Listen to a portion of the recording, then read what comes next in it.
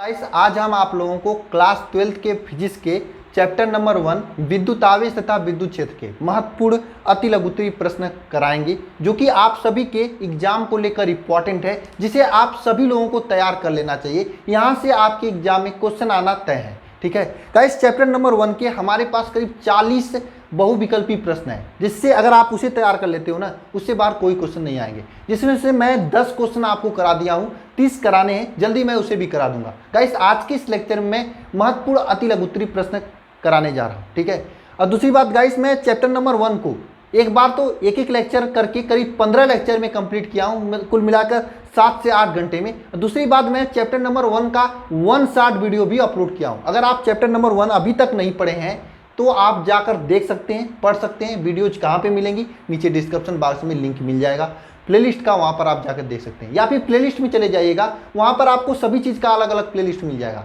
12th maths के लिए, 12th physics के लिए, 12th केमिस्ट्री के लिए और बायोलॉजी के लिए भी मिलेगा। और जल्दी बायोलॉजी की क्लासेज, बायोलॉजी के इंपॉर्टेंट क्वेश्चन भी आपको वहाँ पे देखने को मिलेंगे। ठीक है, फिजिक्स केमिस्ट्री की क्लासेज, इंपॉर्टेंट क्वेश्चन, नोट्स आपको प्लेलिस्ट में देखने को मिलेंगी। सभी लोग जाकर देख लेना, आपको काफ़ी हेल्प करेंगे। ठीक है, चलिए क्वेश्चंस लिखते हैं। सबसे पहला क्वेश्चन क्या है अति लघुत्तरीय प्रश्न में, जो कि आपके लिए इंपॉर्टेंट है। कूलाम के नियम पर टिप्पणी लिखिए। कूलाम के नियम पर टिप्पणी लिखिए, सबसे पहला क्वेश्चन आप सभी लोगों का। कूलाम के नियम पर टिप्पणी लिखिए, यानी वैद्युत बल संबंधी कूलाम का नियम लिखिए, यानी कूलाम के नियम से आपसे एग्जाम में क्वेश्चन बनता है। दूसरा क्वेश्चन क्या है? निर्वात की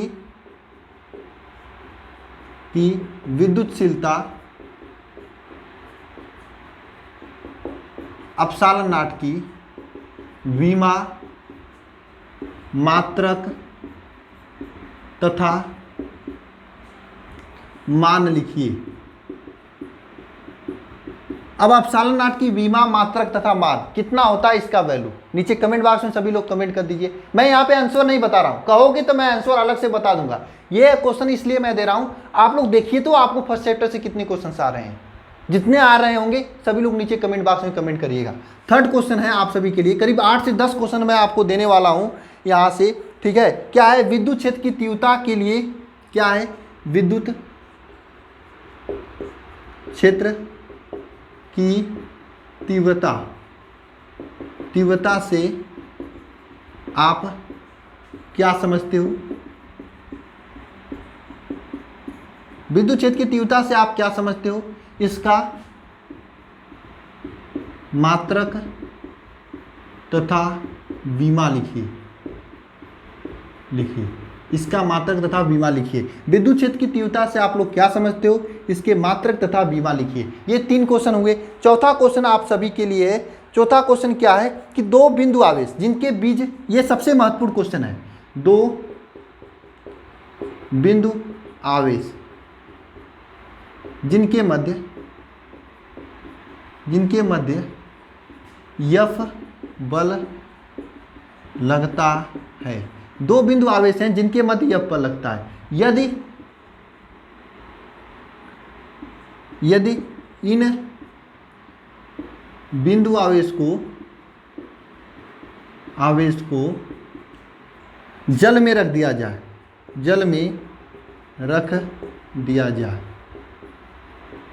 मतलब जल के लिए K का वैल्यू कितना होता है? 80 होता है। ठीक है, तो जल में आवेशों के मध्य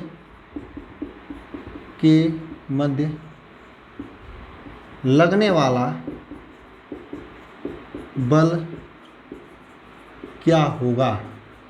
तो जल में आवेशों के मध्य लगने वाला बल क्या होगा? ये सबसे महत्वपूर्ण क्वेश्चन है आप सभी के लिए। जरा बताइएगा सभी लोग नीचे कमेंट बॉक्स में। वैसे तो 1 नंबर का है, एक बार में आप लोग बता सकते हैं फर्स्ट क्लास में। ठीक है, तो 4 क्वेश्चन मैं आपको दिया हूं। सबसे पहला क्वेश्चन क्या है? कूलाम के नियम पर टिप्पणी लिखिए। दूसरा क्वेश्चन क्या है? निर्वात में विद्युतशीलता की अपसारण नाट का विमा मात्रक तथा ये लिखिए। ठीक है, ये गेस क्वेश्चन है, ये सभी क्वेश्चन आपके एग्जाम के लिए इंपॉर्टेंट है।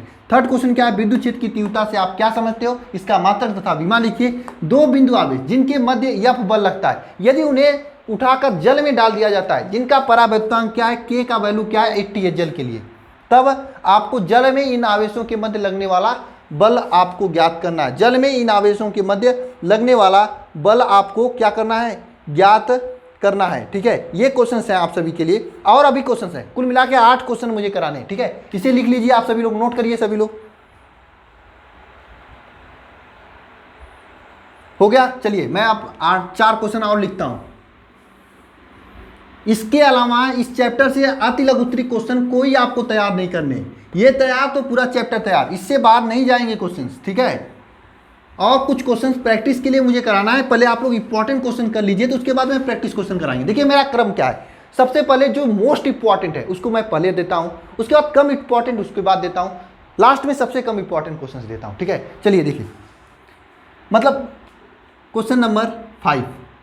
अब इसमें देखिए 8 के 8 क्वेश्चंस इंपॉर्टेंट है। इसके 8 क्वेश्चंस के बाद मैं एक और वीडियो दूंगा जिसमें थोड़ा सा कम इंपॉर्टेंट क्वेश्चंस दूंगा।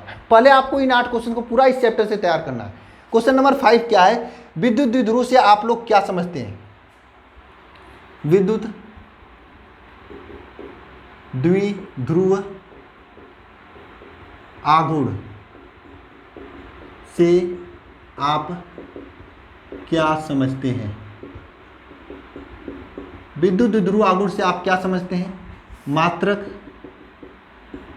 विमा लिखिए,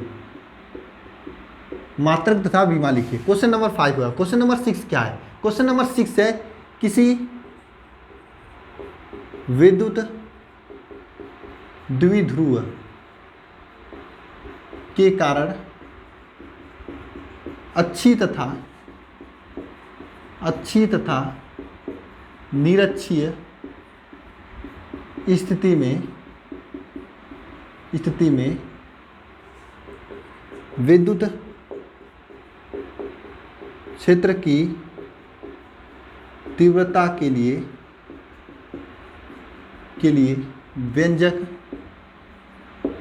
व्यंजक लिखिए। ये सभी क्वेश्चंस आप सभी के लिए इंपॉर्टेंट हैं। आप सभी क्वेश्चंस को आपको तैयार करना है। इसका तो डेरिवेशन भी इंपॉर्टेंट होता है, इस पूरे चैप्टर से इसका डेरिवेशन सबसे इंपॉर्टेंट होता है, लेकिन अति लघु उत्तरीय में कभी कभी पूछ लिया जाता है सूत्र।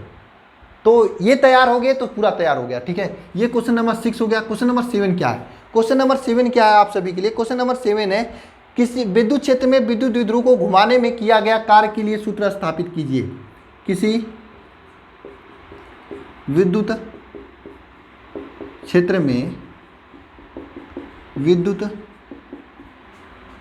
द्विध्रुव, मैं सब क्वेश्चंस कराया हूं, को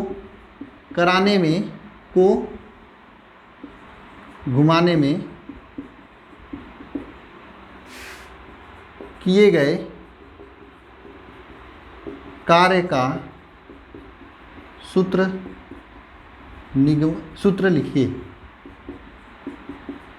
देखिए मैं तो चाहता था सभी को आंसर भी साथ साथ में बताते चलता, इससे आपके दिमाग पर बोझ नहीं पड़ेगा, आपके दिमाग नहीं बढ़ेंगे, आपको याद नहीं होगा। वैसे तो मैं सभी क्वेश्चंस कराया हूं, आप जाकर प्लेलिस्ट में देख सकते हैं, लेकिन अगर आप इन क्वेश्चंस को अपने से ट्राई करते हो तो आपको बहुत ही बेनिफिट मिलेगा। दूसरी बात, आपको अगर नोट्स चाहिए तो नोट्स के लिए आप मेरा या तो टेलीग्राम चैनल ज्वाइन कर लीजिए या फिर कुलाम बैच ज्वाइन कर लीजिए, जो कि 100% फ्री है एप्लीकेशन पर, जहाँ पे मैं नोट्स और वीडियो लेक्चर्स मिल जाएंगे। नीचे डिस्क्रिप्शन में लिंक है, कैसे ज्वाइन करना है मैं वहाँ पे बताया हूँ।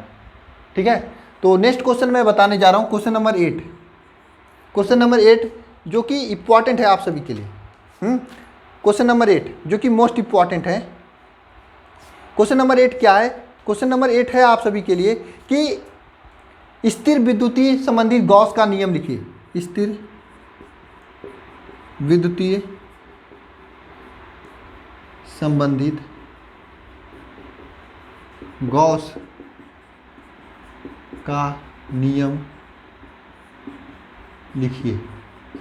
ठीक है, अभी आप क्वेश्चंस हैं, 8 ही क्वेश्चन नहीं, ये क्वेश्चन तो मोस्ट इंपॉर्टेंट है। अब इसे थोड़ा सा लो इंपॉर्टेंट वाले क्वेश्चन मैं लिखाऊंगा। देखिए 5वां क्वेश्चन मैंने बताया आपको, किसी विद्युत द्विध्रुव आघूर्ण से आप क्या समझते हैं, इसका मात्रक तथा विमा लिखिए। 6वां क्वेश्चन है, किसी विद्युत द्विध्रुव आघूर्ण के कारण अच्छी तथा निरक्षी स्थिति में वैद्युत क्षेत्र की तीव्रता के लिए व्यंजक लिखिए। 7वां क्वेश्चन है, किसी विद्युत क्षेत्र में विद्युत द्विध्रुव को घुमाने में किया गया कार्य का सूत्र लिखिए। स्थिर विद्युतीय 8वां क्वेश्चन, स्थिर विद्युतीय संबंधित गॉस का प्रमेय लिखिए। गॉस का प्रमेय क्या होता है? किसी भी परिबद्ध क्या होता है नहीं बताऊंगा मैं। फाइव इक्वल टू क्या होता है, ये तो 8 क्वेश्चंस हो गए। अब हम आपको थोड़ा लो इंपॉर्टेंट वाले क्वेश्चंस कराने जा रहे हैं जो थोड़ा कम इंपॉर्टेंट हैं। देखिए ये सभी तो मोस्ट इंपॉर्टेंट है, ठीक है।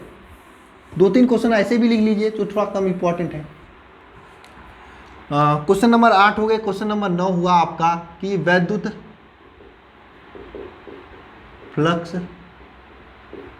से आप क्या समझते हो?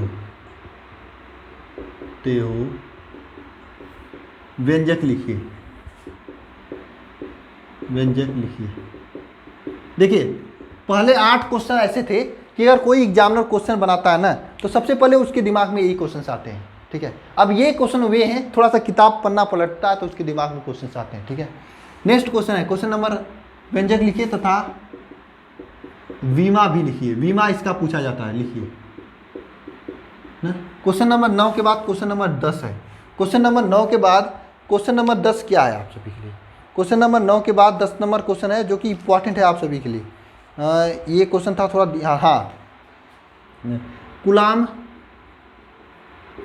के नियम का सदिश रूप लिखिए। कूलाम के नियम का सदिश रूप लिखिए। क्वेश्चन नंबर 10 है।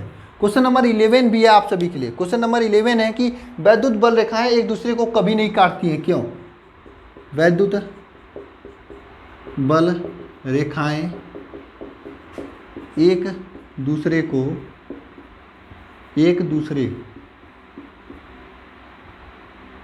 दूसरे को कभी नहीं काटती हैं, कभी नहीं काटती है, क्यों? वैद्युत बल रेखाएं एक दूसरे को कभी नहीं काटती है, क्यों? ये आपको कितने क्वेश्चन हो गए? 11 क्वेश्चन। इसके अलावा भी मेरे पास क्वेश्चन हैं लेकिन मैं अभी नहीं कराऊंगा। ये 11 क्वेश्चन आप सभी लोग तैयार कर लेना। और सभी लोगों का काम यह है जो डेली मेरे साथ जुड़कर पढ़ रहे हैं, सभी लोग प्लीज, आप सभी लोगों का काम यह है कि अगर आप चाहते हो सही में कि बोर्ड में आपको 90+ आए तो सभी लोग इस क्वेश्चन को आज सॉल्व करेंगे, अपने हाथों से सॉल्व करके मुझे टेलीग्राम पर भेजेंगे। टेलीग्राम नंबर मैं फिर से बता दे रहा हूँ, 930 577 1375। यह टेलीग्राम नंबर है, इस पे भेजेंगे, ठीक है। मैं चेक करूंगा आप लोगों की कॉपी। साथ में इस नंबर पर और टेलीग्राम चैनल का लिंक नीचे डिस्क्रिप्शन में जाकर वहां पे ज्वाइन हो जाइए। पीडीएफ वगैरह वहां पे आपको मिल जाया करेंगी, ठीक है, टेलीग्राम चैनल से ना। तो मिलते हैं नेक्स्ट वीडियो में। सभी को धन्यवाद। अब गेस क्वेश्चन भी मैं देने स्टार्ट कर दिया हूँ। डेली क्लासेस तो चलती हैं सोमवार से शुक्रवार तक, साथ में गेस क्वेश्चन भी मैं देने स्टार्ट कर दिया हूँ। अब न्यूमेरिकल क्वेश्चन भी मुझे कराने हैं, तो जल्दी ये सभी चीज़ें होंगी। समझ लीजिए अब फॉर्म में आ रहे हैं, धीरे धीरे तेजी से कर रहे हैं। आप लोग भी अपने पढ़ाई को थोड़ा तेज कर लीजिए, थोड़ा और एक्स्ट्रा कर लीजिए, ठीक है। तो मिलते हैं नेक्स्ट वीडियो में। धन्यवाद।